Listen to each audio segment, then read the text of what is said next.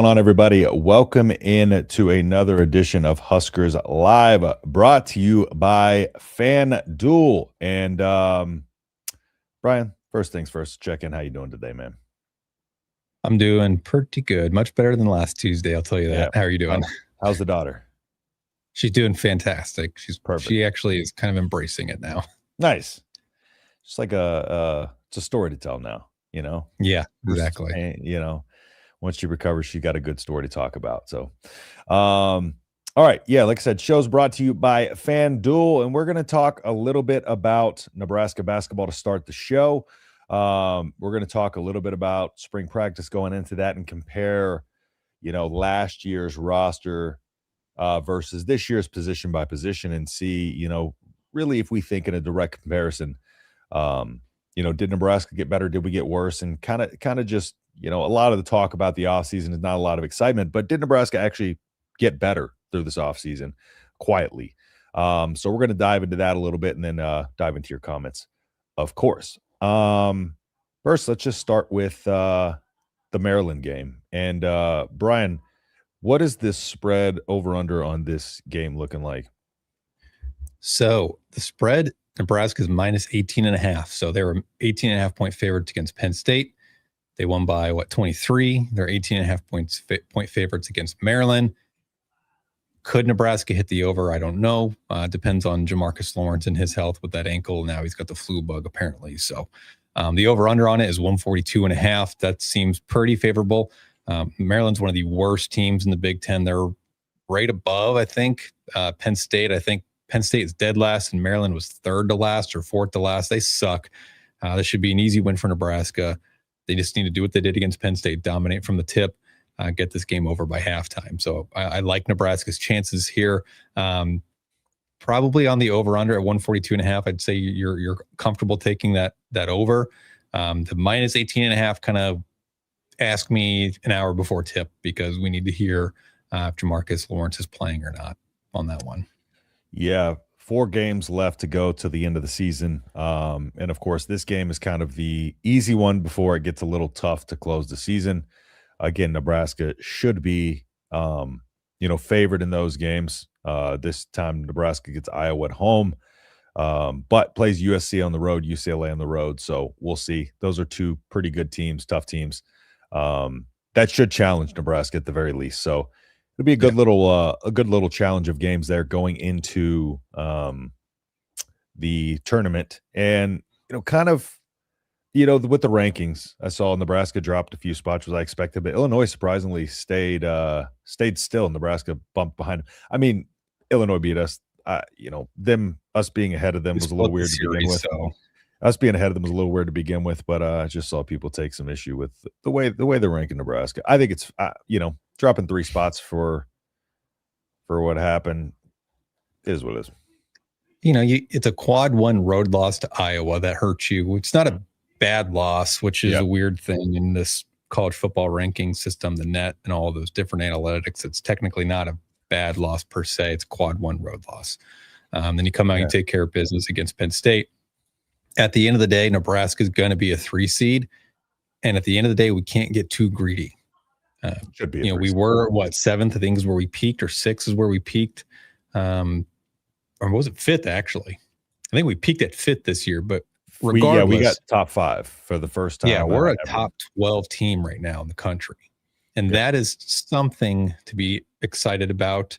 And because locked in for a potential triple bye. Exactly.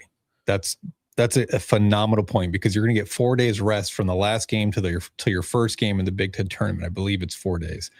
So that's enough time for Rank to get rested and healthy because I know his knee is starting to have some problems, and that's probably why his performance has dipped. I know I'm going a little off track here, but at the end of the day, Nebraska, if they take care of business, you're looking at a 3 seed possibly playing in Oklahoma City, which is not a far trip from Lincoln. That's not a far trip from where I live now or where I lived back in Kansas City.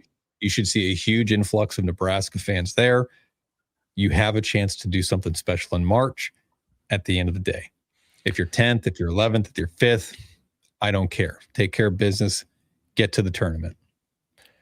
Yeah, and You mentioned Nebraska should be a 3 seed.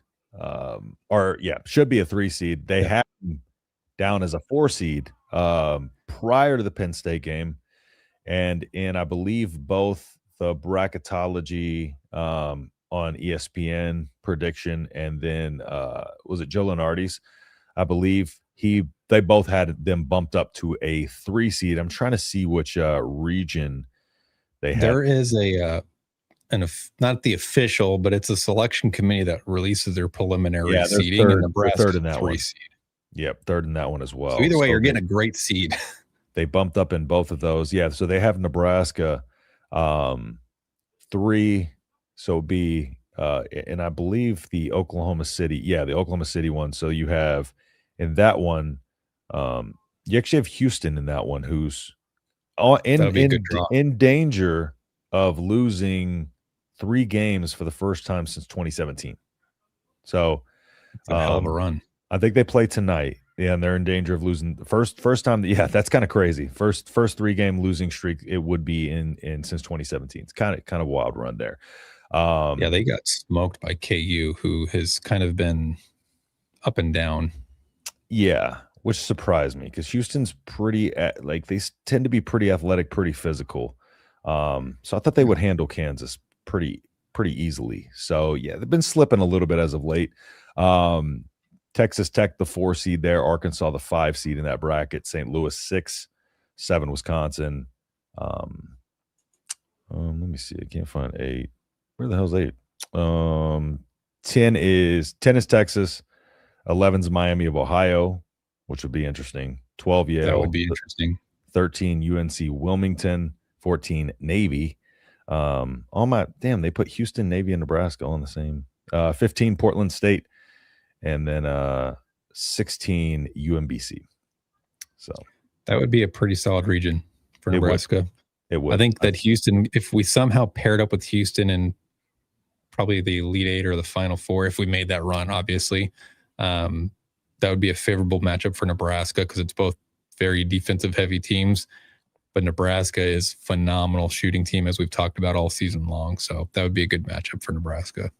I don't personally want to watch that. It's because you're from Houston. That's like your 1C team. Yeah. Well, Nebraska's my main team. Will always be. I've always said that. Like, I'm not the type that can have two favorite teams. So if Nebraska ever plays Houston, I'm Nebraska through and through. But Houston is kind of a team that I root for on the side. I'll put it that way.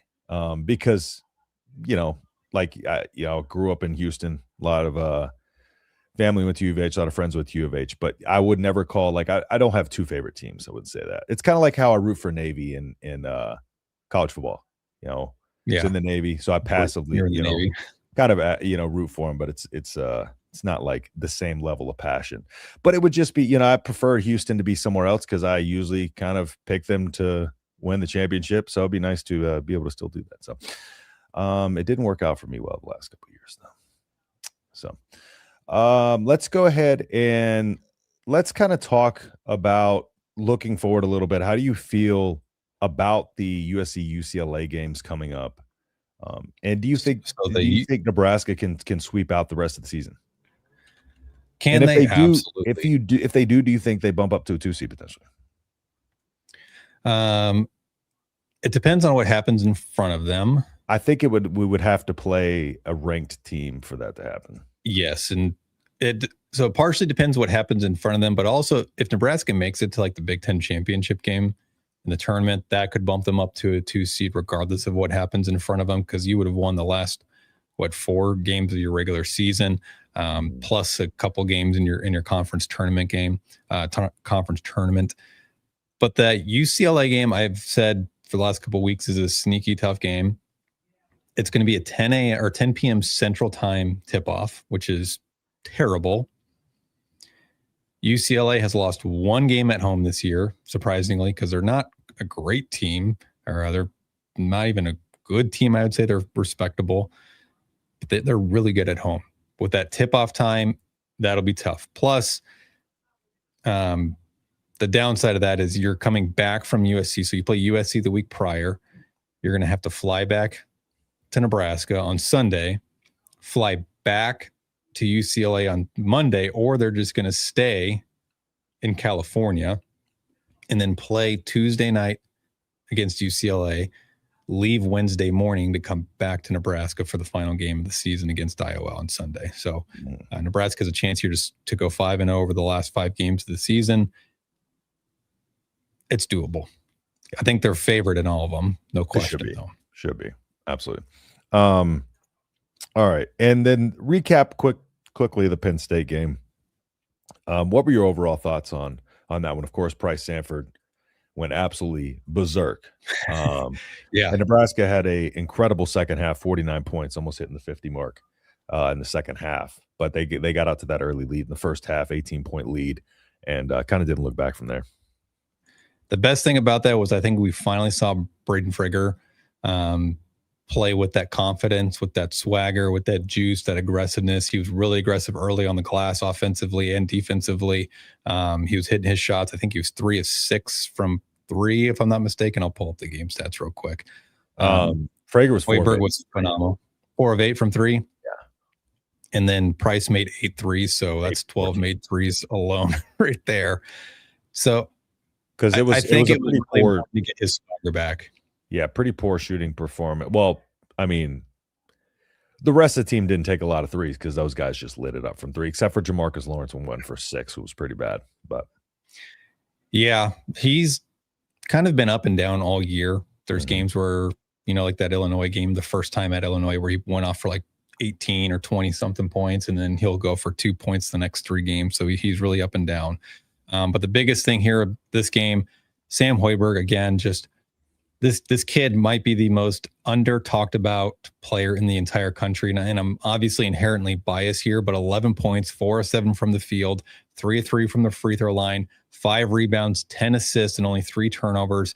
The assist to turnover ratio that he has on the year is over 5-1, which is leading the entire country. Rebounds, defensive rebounds was 4, offensive rebounds was 1. The kid just does everything that you need. And while Rank has been in this, what seems like a never-ending slump right now, getting Frigger to go for 15 points on 5 of 10 from the floor, getting Sam he's really elevated his game over the last month and a half or so, where he's been in double figures pretty much every single game. Really good for Nebraska. And then getting Leo Curtis 10 minutes. I think that's something to keep an eye out for, because Bearcay was sick, but also just the lack of depth we've talked about for Nebraska in their backcourt. If he can give you 5 to 10 minutes a game just to give Rank some time on the bench. He only played 28 minutes that game, obviously with them blowing him out. But another thing too was Jared Garcia, who I think 2 shows ago I kept calling him Anthony Garcia for whatever reason. But that game that he played is who he is, and that's what he needs to stick to.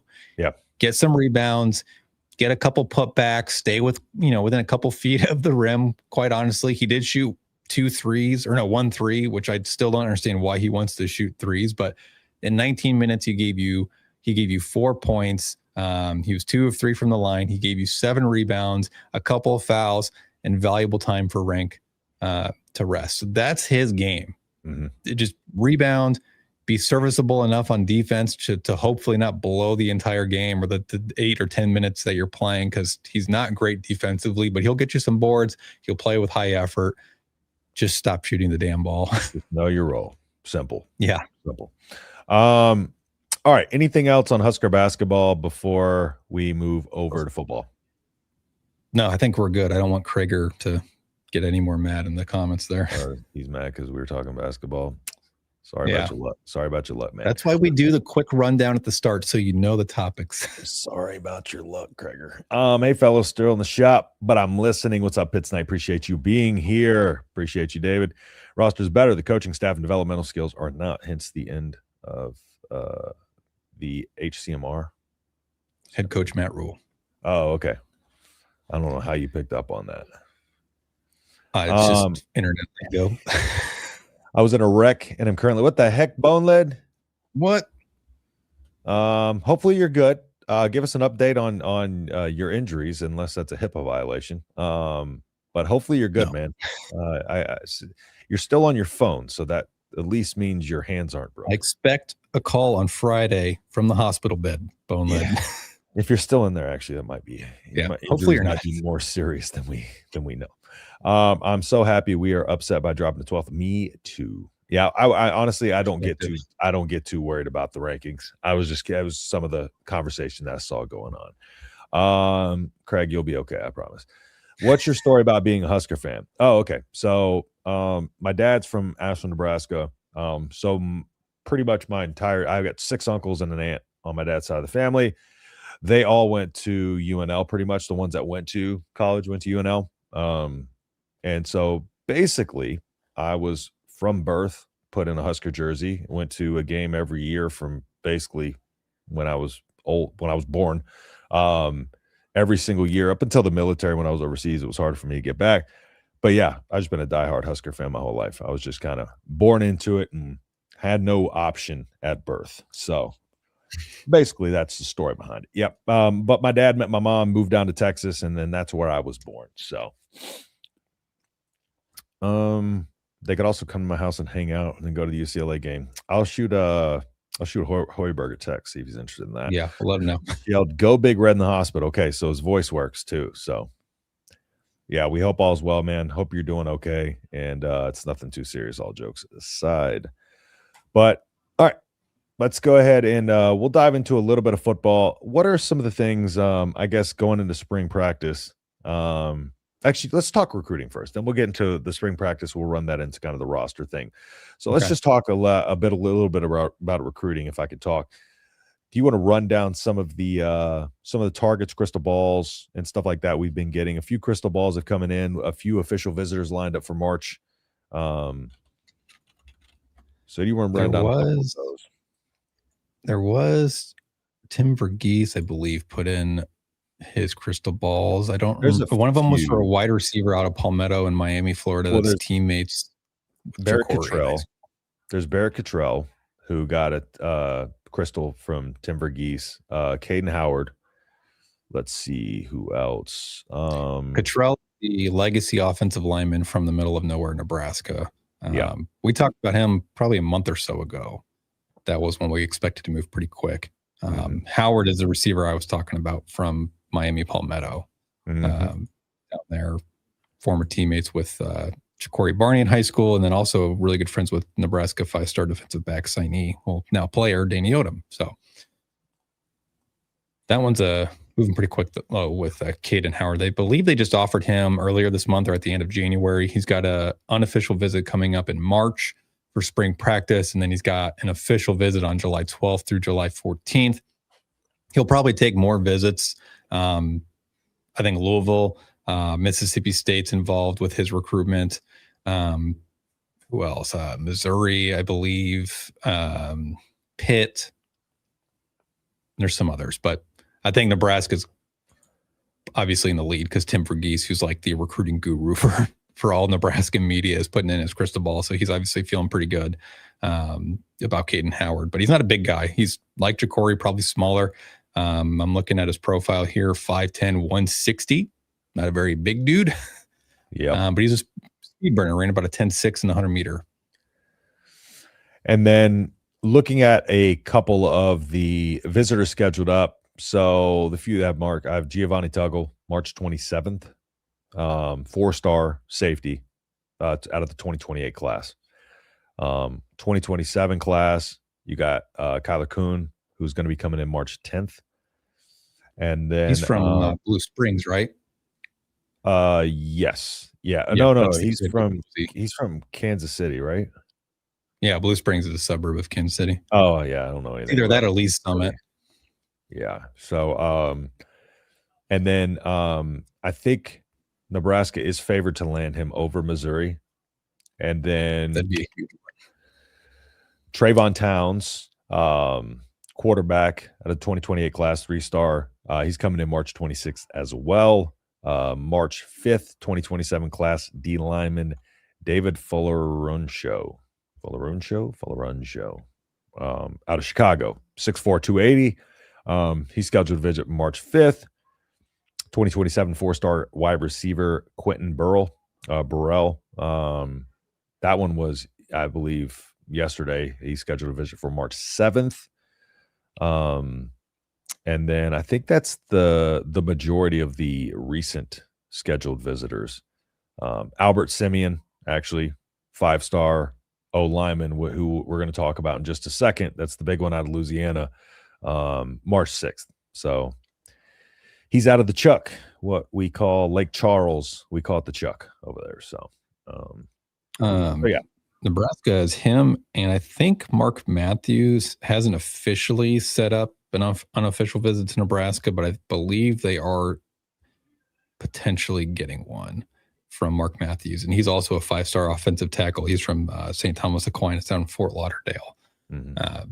Nebraska's swinging for a lot of big-time offensive linemen in this class, and I don't know the realistic possibility of landing most of these guys, if I'm being totally honest, when it comes to NIL and rev share, how much you're willing to allocate for a high school player who, you're talking a year or two away minimum, even if they are a 5-star. Yeah, we kind of talked about this in the lead up to the show, but this is something I've talked about, and I even did a full video on this, just breaking down each year of the top 50 offensive linemen. I think I went back to 2020 or 2021 and all the way up to, I believe it was the 24 season, something like that, and kind of broke down out of the top 50 linemen, how many of them started and or contributed up until that point, or in their first season in a major way. And a lot of those guys never saw the field unless it was injuries. And so that's kind of what I was talking about before the show. Like, I believe even, more so than quarterback, like offensive lineman is one of the hardest positions to come directly out of high school and be able to start at the collegiate level. And so, yeah, like that's why it is important to like recruit these guys and be able to develop them. That's also why it's important to not, you got to build these guys up still, but you can't expect, even some of these 5-stars to come in and be able to completely flip your line around or make your line that much better in year one. So yeah, I don't expect any of these guys, if we get them when they come in, to make an immediate impact, but it at least is kind of starting to build that foundation if we could get one of these 5-star guys in here. But yeah, don't expect them to be able to just come in and light the world on fire, year one. Yeah, one of the guys, big time offensive tackle, 6'6", 270. I'm going to try this name here. Oluwasamelo Moore is the first name, and then a last name of Olubobola. One of those top prospects. He's ranked 44th nationally. He's 5th ranked offensive tackle in the country on the composite score. That's a guy that's going to be highly expensive in the portal. Another one, Kennedy Brown, 5-star, 10th ranked overall offensive tackle. 10th ranked overall player, 2nd ranked offensive tackle in the entire country. That's another guy Nebraska's going after. We talked about Mark Matthews. These are guys that you think back to like last year's cycle. Jackson Cantwell, Brandon Baker at Tennessee. These are guys that are getting probably $1.5 million. Even as a true freshman, they're getting $3, $4, $5 million over the course of 2 or 3 years. While these guys are great to have on your roster, when you're looking at 1 to 2 years for them to see the field, that's a lot of money to just sit and not do anything. And that's my biggest concern when you're getting into these guys. Like, yeah, they're great to have, but that's a lot of money to invest in a guy that you don't know is a surefire thing. Or you don't know is going to stay beyond their developmental years. Exactly. Some schools will wait on the opportunity to pounce, when the moment's right and they're ready to see the field too. Yeah. Even a guy like Albert Simeon, he's an offensive guard, technically speaking, but he's the 14th ranked overall player in the country, 2nd ranked interior offensive lineman in the country. He's probably not going to be as expensive as a tackle, but he's still going to be highly expensive. Another guy that probably is still a year away at minimum. And I think Nebraska has decent depth that's developing behind the scenes. That's why you saw them go out and get guys from the portal to start for a year or two while those guys continue to develop. I think offensive line is somewhere where Nebraska can supplement top-end talent where they may be missing the recruiting trail, but you could still go get that top end talent from the portal. Brandon Black is going to be a starter, a very good starter for you. Tree Babalade is going to be a very good starter for you for 2 years. At the very least, a good starter for you. Paul Mubanga's got 2 years of eligibility. That's a guy that you can supplement. Those are guys that are probably $1 million to $2 million a year, but they're already proven at the Power 4 level. Now you just got to let your depth behind them develop. And I think that's a wiser use of your money on the offensive line, personally. I know it's probably not a popular take, but I'm just not into the paying 18, 17-year-old kids $1, $2, $3 million to sit. I think it's just fiscally irresponsible. I mean, a little bit harder to do when you got a bunch of holes in your roster, and I'm echoing. So Lovely. I'll be right back. All right. See you in a second. All right, and let's see here. I'm gonna dive into just a couple of these comments. Let's see. Broken arm and leg, man, dude. I'm so sorry to hear that. Hopefully the accident wasn't your fault. So hopefully you're gonna be getting a payday. Bonelet said broken arm and leg, so not ideal for our guy. Not ideal. My daughter just broke her arm, so I feel your pain.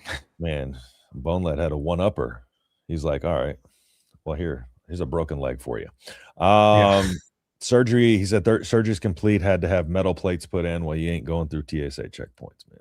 I'm just kidding. Bonelet, I hope you're doing okay, man. Give us a call if you're feeling well on Friday so we can check in and see how you're doing, man. But wishing you all the best. How many of these high school kids are we paying already, and how much you figure they're getting? Oh, that varies dramatically based on who you're talking about. Up anywhere from multi-millions to low tens of thousands. So I think like a guy like Danny Odom's probably making a hefty penny because he's going to play right away.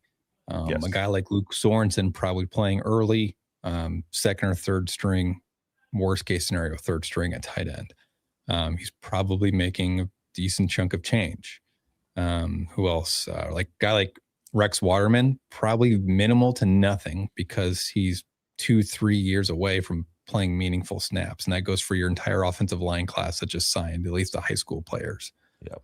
I'm drawing a blank. I'm trying to pull up our recruiting rankings here, but Rivals is not easy to work right now for some reason. I know too, I saw our 2027 rankings 7th still. So even with a few of the players from that class dropping down in the ranking. The high school players like Trey and Amir Brown. Oh, so like Trey was front loaded money because of the way. Yeah. So I don't know if they're making money anymore. That's why they're moving to Nebraska so they can earn NIL, but they were front loaded and rev share money last year when they committed based on the rules that are in place. Same thing with probably Tay Ellis, potentially Amir Brown. But that's pretty much it. I mean, unless you live in Nebraska, that's the only way you're making money as a high school player. Now, there's still schools paying for commitments. I believe Pete Nakos had an article talking about they're paying like upwards of like $3,000 a month for a commitment. They're paying $50,000 up front for a commitment. I mean, it's disgusting. That's ridiculous. It's so broken, dude. Crazy, dude. It really is. And I don't want to be, an old head OG here, but like, or just what everybody's saying, but like college football is it's just not the same, man. It is really not the same. And it's falling off a cliff. The further and further down this road we get of NIL, but it's the game we love and have to deal with. So yeah, that's how much those guys are making. All right, let's go ahead and move across. Let's go ahead and talk about the rosters a little bit. And let me pull up the opening roster from last year. And it's kind of, we'll compare to this year, and we'll go position by position group. And we're just going to see if, again, the quiet offseason is a good thing or a bad thing. So let me see if I can find that depth chart, actually. I don't know what I did with it. I got my HD, I got 8 million tabs open at any given time. So here it is. Okay. So the opening depth chart last year, quarterback. We'll start with quarterbacks. Easy answer. Do you want to put it on the screen so everyone watching can see it? Yeah, but it's weird how it's laid out. So I don't know if it's really going to help because it's not the actual depth chart. It's like listed in a kind of an article style. So, Gotcha. Okay. but quarterbacks: Dylan Raiola, TJ Lateef, Jalen Gramstead. This year, of course, we got Danny Kalem, you got Anthony Calandria, and you got TJ Lateef. I'm feeling much better about the depth this year for sure.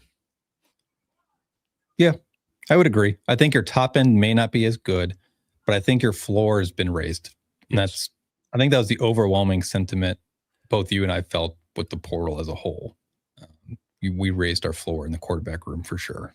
And that's why I feel like last year was so painstaking to watch, because you knew, like, if Dylan Raiola went down, we were screwed.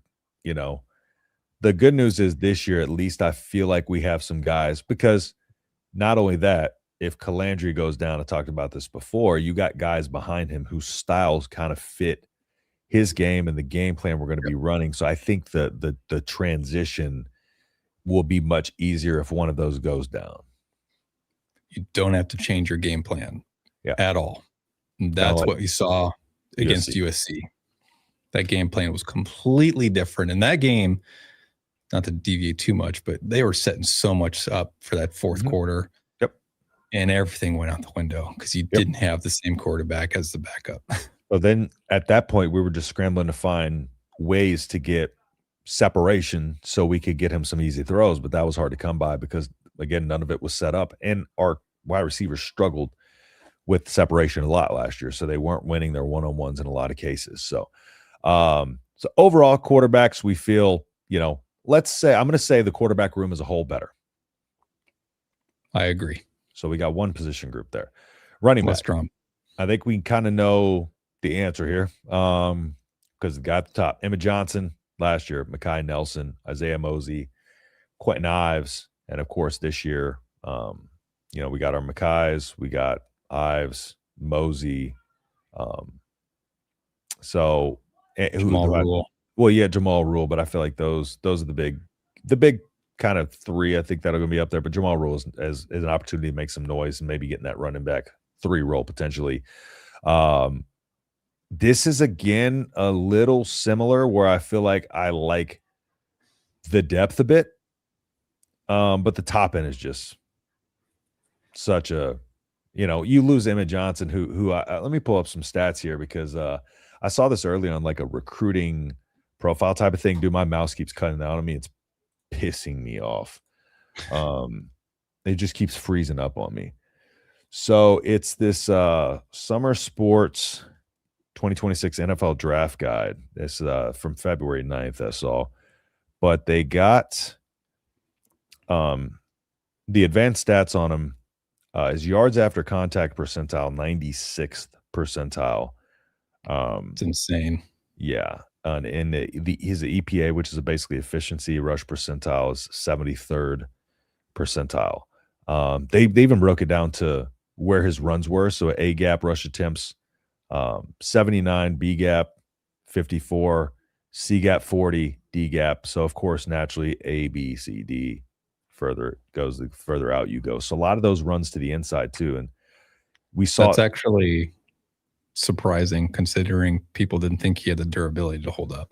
Yes. Yeah. And it was just his ability to, like, the thing about when you have a guy like Emmett Johnson who is so shifty, it's hard to square him up for contact.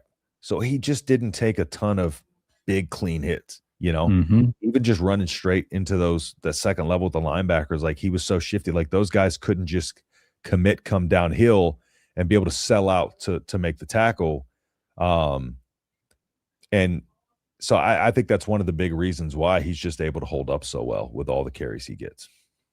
Yeah, he does a good job avoiding contact.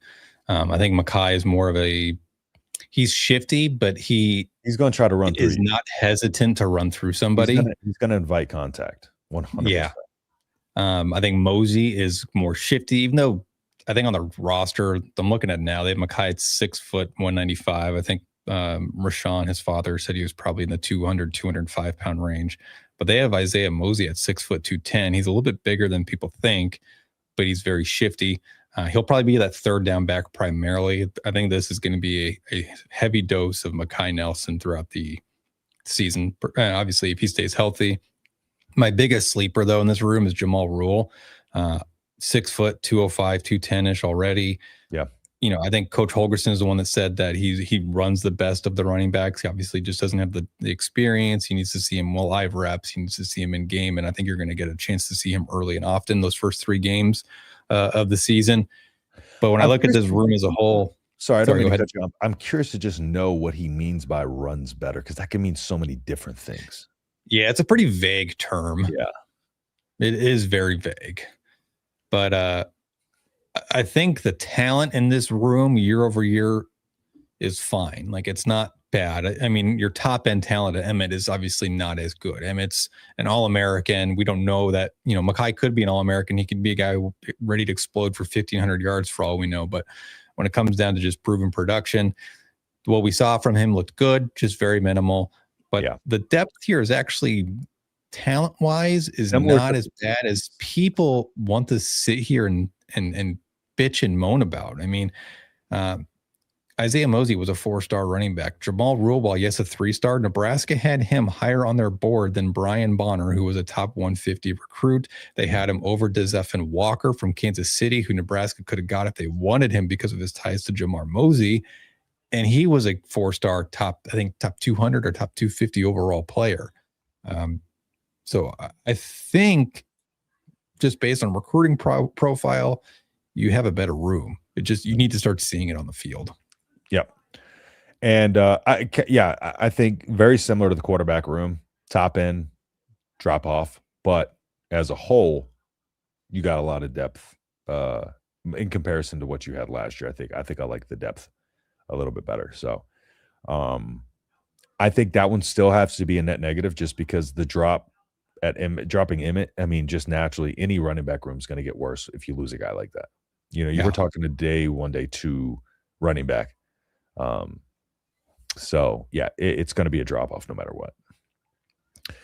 Not a knock on Mackay, to be honest. Not at all. To specify, it's just reality of how damn good Emmett was or is. And here's another stat on Emmett. Was hit at or behind the line a class low 33.9% of his runs. When he was hit at or behind the line, he gained yardage on a class high 75.3% of those runs. That is just remarkable. Absurd. So, dude's just an absolute. He's gonna be really good at the next level too. Great running backs make a bad O-line look good. Yep. He did that. Yeah, 100%. And yet we still knew they were bad. But I mean, we still knew they sucked. They just looked less sucky. They got better as the season went along. I will give them that. Yeah. All right, let's talk about the wide receiver room a little bit. And this is one that I feel like overall maybe have less names, but could be better this year. So let's go ahead and dive into the wide receiver room here. So last year, Nazea Hunter, Quinn Clark, Keelan Smith. You had Ja'Cory Barney, Janiron Bonner, Dane Key, Cortez Mills, and Jeremiah Jones. This year, of course, you have Cortez Mills is going to be a sophomore, Quasi Gilmore, who's probably going to be the top guy of this wide receiver room. Who else? I'm drawing a blank. Janiron Bonner, Ja'Cory. Janiron's out for spring, but he's out for spring, but he'll be back for the season, hopefully. Pray to God. Who else is in that wide receiver room? Quinn Clark. You have Nayland Scott coming in, who's coming off the injury his senior year, played the final 4 games of the year, 6'2", 210, 4-star wide receiver. You got Larry Miles coming in, 5'11", 180 freshman. You get some of those guys from the Southeast that have true speed. I think if you can get Ja'Cory to be 10% better year over year, you're good. I think if Quasi Gilmer can do what he did last year, we're fine. 45 catches, 700-800 yards, 5 or 6 touchdowns. That matches what Dane Key gave you. It's probably a little better off the top of my head. I don't know, but I think he's probably better than Dane Key is. More speed, better downfield threat. I think it's honestly even year over year, though. Yeah, I think this one's going to be kind of undecided. We got to wait and see. Because again, I think the wide receiver room has been one of those elusive ones where we kind of feel like we're looking good going into it. Um, but we just got to, like Dane Key last year. I was just so high on Dane Key, and it was just kind of a little bit of a disappointment that the season didn't go kind of the way we expected. So yeah, well, it's a wait and see approach, but I do feel like Quasi Gilmer can kind of be that guy that we've been missing. We just need to see who steps up behind him, and takes really that second role. But I think Cortez Mills can be a big piece of this team. Yeah. As well. I think Quinn Clark is another one to watch out for. He looked, so athletic, dude. So athletic. Yeah. That's the best way to put it. I think back to his first touchdown catch where it was like, I think it was a post route or I think it was maybe an over route. But he got hit over the middle, catches it. A step later, he's hurdling a defender, and then he's just breakaway to the end zone. He hit that hurdle in stride, kept his head level. I mean, it was like he was running literal hurdles, which he ran in high school, ironically. At 6'5", 210 pounds, he's probably in a 4.5 40 range. Freak athlete. He just needed more development. Coming from Bozeman, Montana, I can't imagine there's a lot of great wide receiver trainers in Bozeman, Montana. Yeah. So he's a guy I am very high on. Also, I have a deep affinity for 6'4", 6'5" big receivers. Maurice Purify, my dad will attest. I was obsessed with him when I was a kid. He was like my idol, 6'4", 220-pound receiver. Monster. Was he the one who caught that Texas Tech? Texas A&M in the back, yeah, back in the end zone. I remember that one. That was a crazy game. I found so I'd lost the roster, but I got it back up. I'd accidentally closed it, so I got our current roster back up. So yeah, looking at the wide receiver room: Nayland Scott, Larry Miles, Jeremiah Jones, Jackson Carpenter, Quinn Clark, Keelan Smith, Cortez Mills. Ja'Cory Barney, Demetrius Bell, Quasi Gilmer, Janiah Bonner, and Roman Menji. So let's move over to the tight end room. Where we got some dudes this year, I feel like some dudes. So we got Luke Sorensen, huh? Could be some dudes. Yeah, I mean, I think the big ones: Luke Sorensen, Carter Nelson, Luke Lindenmeyer. Anybody else you like from that room?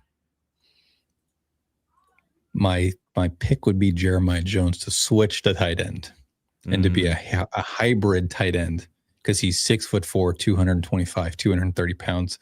Played tight end, played wide receiver, played edge linebacker, played outside linebacker, played like a nickel safety position in high school.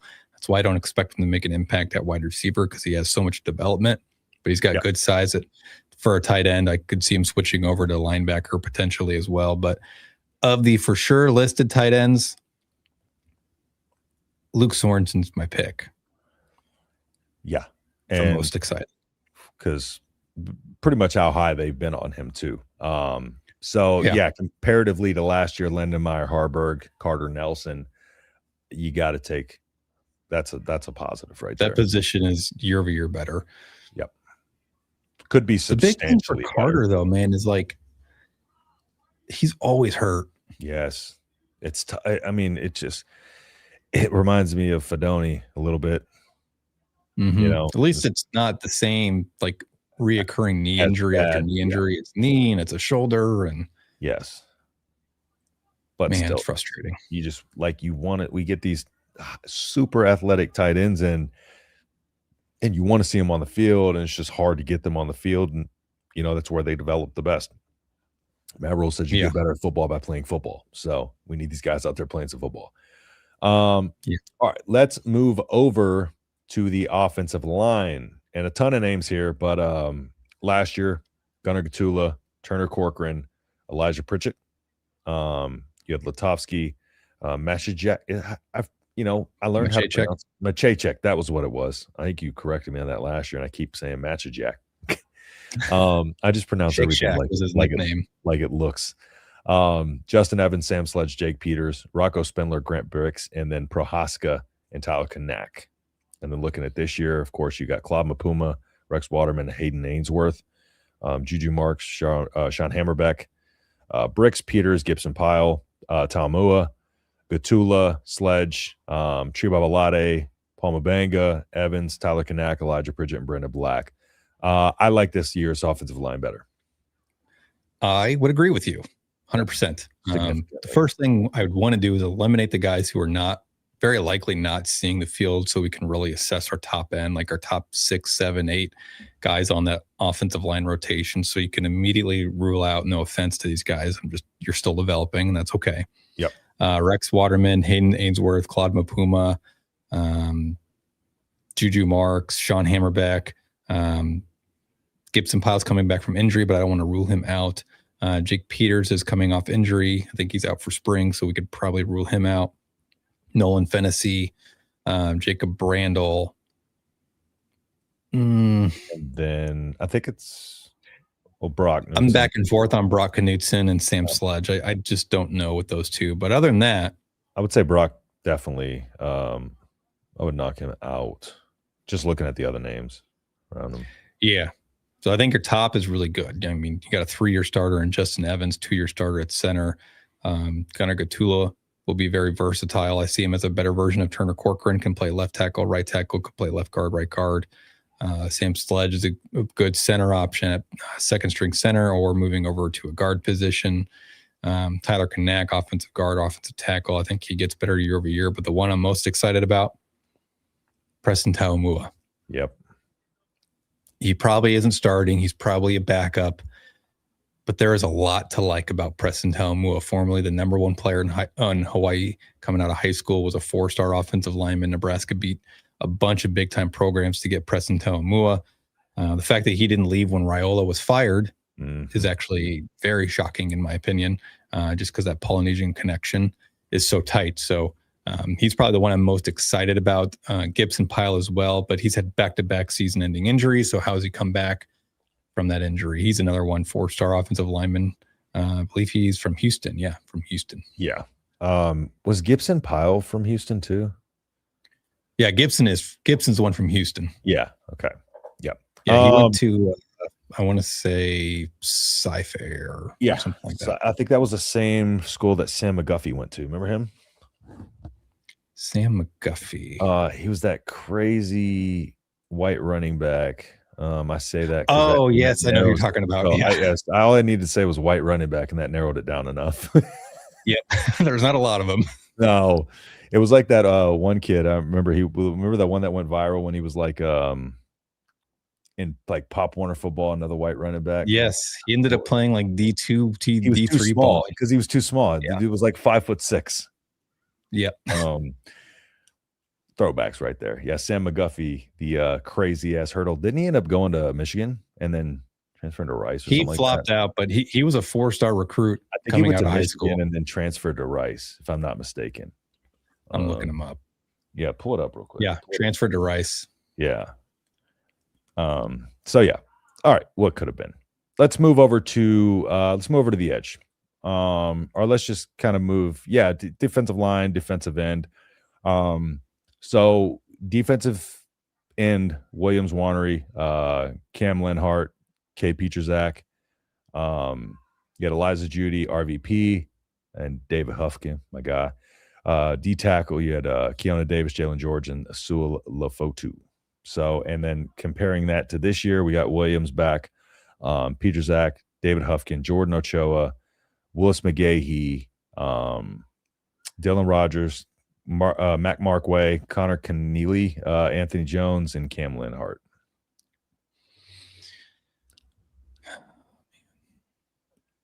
Give me this year's D-line. D tackle, Dylan Berrymon, Malcolm Simpson, Tyson Terry, Landon Davison, Jashir Whittington, Ashton Murphy, Mason Goldman, Sula Fotu, RVP, Gabe Moore, Dylan Parrott, Owen Studemeyer. Give me this year's D-line. We can't. I don't think we got better. Can't pick last year's. That's all I'm saying. There's new names, but this is another we raised the floor. We can call this one a push because I'm just thinking it can't get any worse than last year. And some of these guys have gotten some more experience. I think Williams Nwaneri is going to take a big kind of jump this year. I'm hoping, there's a couple of guys like Willis McGahee who maybe were a little bit higher on last year than this year. And then hopefully I want to see David Huffkin hit the field, man. I'm curious. There's so many edges on this roster. There's a lot. 1, 2, 3, 4, 5, 6, 7, 11. 8, 9, 10, 11 edges for one position. Well, 2, edge, defensive end, whatever. I think your top group's Cam Lenhart, and I don't think that's good. I think he's mid. I feel like he had more potential than we've seen for him actually. But he'll be on like the right side. Mm-hmm. Your left side, strong side, or whatever you want to call it, will be Williams Nowani, Anthony Jones, maybe Cade Peterzak. He might be on the right side as well with Cam Lenhart. But I look at Cade as a pure pass rusher, very natural pass rusher. Same thing with Williams Nowani. That's why I think they're more of your stand-up edge. Yes. Yeah, you got to let Williams eat off the edge for sure. David Huffkin, I'm like, David Huffkin, he's going to be a right side defensive end, run stuffer, anchor and edge. Same thing with probably Jordan Ochoa. I think he's listed at 6'4", 240. Mm-hmm. I don't know. I personally don't. Maybe Anthony Jones is that guy. He's 6'5", 265. I don't think this group got better. I think it's a push. Yeah, I definitely don't think they got worse. Put it that way. No, they didn't get worse. Can't get worse. Let's move over to linebackers. So linebackers, looking at last year's linebacker room, we had Marquez Watson-Trent, Vincent Shavers, Javen Wright, Jacob Bauer, Dawson Merritt. Then at Jack, you had Dason McCullough, Jordan Ochoa, Willis McGahee, Dylan Rogers. Looking at this year's linebacker room, we got Jace Reynolds, Christian Jones, Pierce Mooberry, Will Hawthorne, Derek Wacker, Dawson Merritt, Vincent Shavers, Owen Chambliss, Dexter Foster, Jacob Bauer, and Gage Stenger. This one drastically improved. Yeah, I feel like this one got better for sure. Like Marquise Watson-Trent is not seeing the field with this linebacker room. Yeah, no, he's not. In fact, and I think Vincent Shavers is I don't want to say very likely, but he's potentially not going to be a black shirt. By black shirt meaning, I don't think he'll be a starter. Because Dexter Foster's coming in from Oregon State healthy, and he is a run stuffer at linebacker. And Owen Chambliss is more of a pass linebacker, pass defense linebacker. Can fill the run, fill run gaps, obviously, but I think the whole defense is going to funnel around Chambliss, and then you'll see maybe Vincent. You'll see not Chambliss. You'll see Foster, maybe Dawson Merritt. Basically, those three guys rotating at that second linebacker spot. Maybe you'll bring Chambliss out for a play here and there, and you'll slide one of them over. But I think that's your top four. It's a pretty damn good top four. It is. It definitely is. Your top end is for sure better. And I think you got a lot more guys that you can. I think we got better in terms of our versatility in that room. So I think our packages, we can sub our packages a little bit better than we did last year. So get a little bit more versatility in that room. That always helps. Yeah, I'm curious if Christian Jones, because I know he was hurt last year. Does he see the field this year, and what does he look like? He's a true middle linebacker at 6'2", 235. How does he fit into this defense? Pierce Mooberry is another one I'm curious about. 4-star linebacker from Millard North, 6'3", 220. Had really good versatility. Actually played the rover safety position in high school. Was a really big safety at Millard North. Obviously, Nebraska moved him down because he's way too big to be a safety. Yes. But a guy that big can play safety in Nebraska high school football. Yeah, put him on out there for some coverage. But all right, let's move over to the defensive backs. So looking at last year's, we had Deshaun Singleton, Rex So they have Guthrie. safeties and corners separate now too. That's one thing that's different. Yes. Deshaun Singleton, Rex Guthrie, Derek Branch, Andrew Marshall, Donovan Jones, Sierra Wright, Jeremiah Charles, and Amari Sanders. And then you had Marcus Buford, Caleb Benning, Malcolm Hartzog, and Jameer Khan. Comparatively this year, Danny Odom, Bryson Weber, Donovan Jones, Kamir Prescott, Amari Sanders, Larry Tarva, Bly Hill, Jeremiah Charles, Andrew Marshall, Victor Evans, safety Tanner Turk, Mario Buford, Thomas Dion. I can't never say his name right. He's not going to play. 3-0. Braylon Prude, Caleb Benning, Rex Guthrie, Jason Shiggs, Justin Rhett, Dwayne McDougal, Jameer Khan. Definitely better. I think your safeties are better. The corners is the one I'm not sold on personally. I think personally I like both better.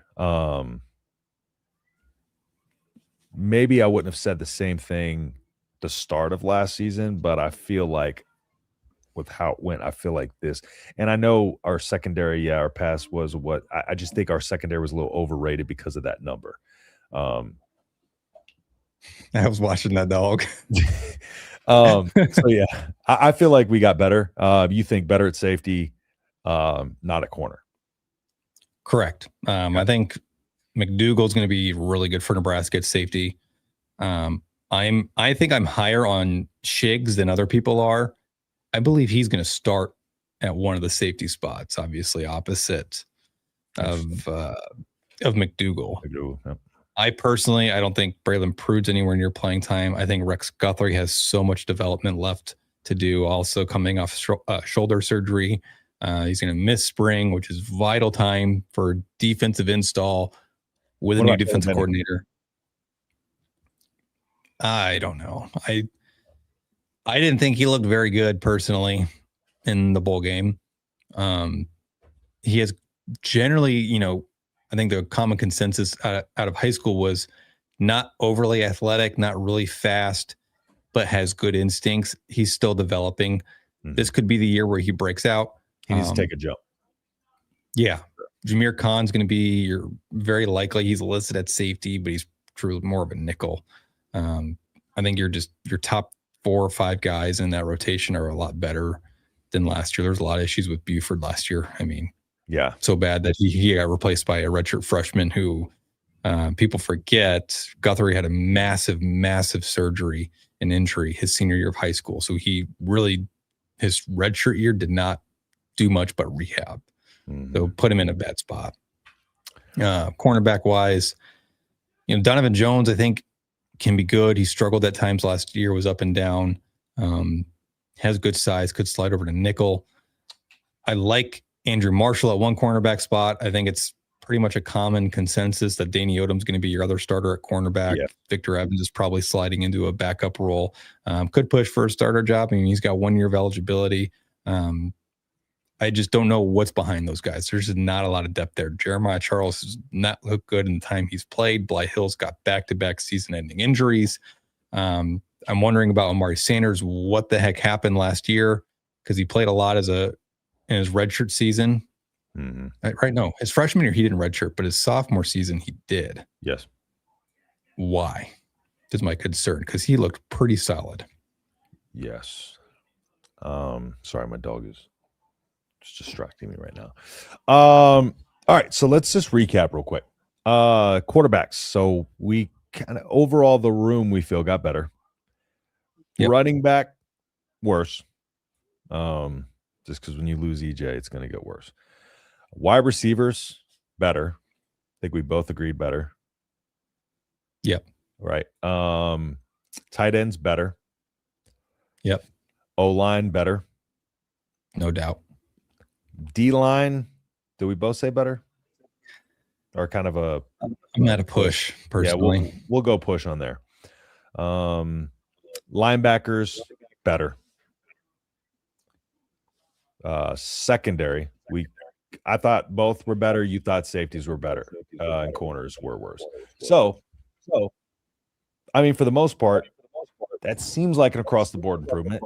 Now, we're not drinking the Kool-Aid too much yet, but I feel like that was a good kind of thought exercise to go through and just kind of really see overall, like, do we think this team is going to improve year over year? Now, the schedule may not show that, or may not help us in regards to record, but I think the team got deeper, a little bit more athletic, and just I think they have a lot better fits at certain places as well.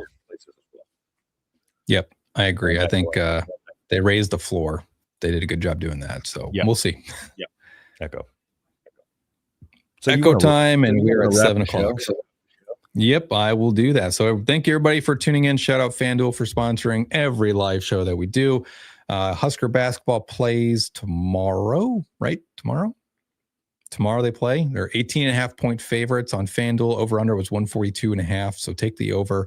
Other than that, we will see you on Friday for the Husker Gutter call-in show at 7 p.m. Central Time. We'll see y'all then.